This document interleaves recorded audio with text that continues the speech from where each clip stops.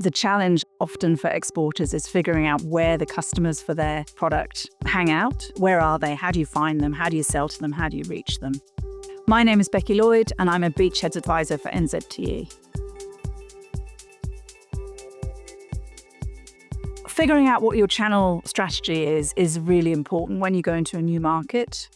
What channels are available? What are the dynamics of those channels? So how do they work?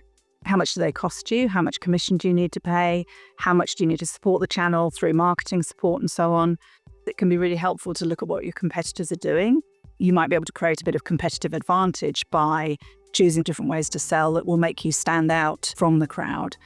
Your competitor might be selling through online channels, and you might decide that actually you have an advantage if you put a direct sales force in place, and because you can build better relationships. Your sales channels can play a lot of different roles. So they might be very important for building your brand. If you have a retail presence, for instance, you want a flagship place for your customers or your prospects to go. They can also help if your customer needs to be taken on a bit of a journey. If there are things that need to be explained about your product or service, it can be really helpful to use well-established specialist dealers or distributors. An adventure sports manufacturer that I was working with was operating two different channel structures. They had an online direct sales structure, and they also had relationships with dealers. And what they figured out was that working through the dealers, they had much higher conversion rate. And that's because the sale was an informed sale, so that the customer really needed to be talked through the pros and cons of the product. You just couldn't achieve that remotely through an online channel.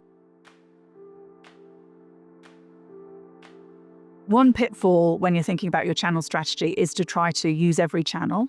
What works really well is to put together a bit of a dashboard that helps you to measure the performance of each of those channels. One example was a manufacturer, seller of luxury goods, selling into Australia. They sold through premium department stores, they sold through boutiques, and they also had some of their own stores.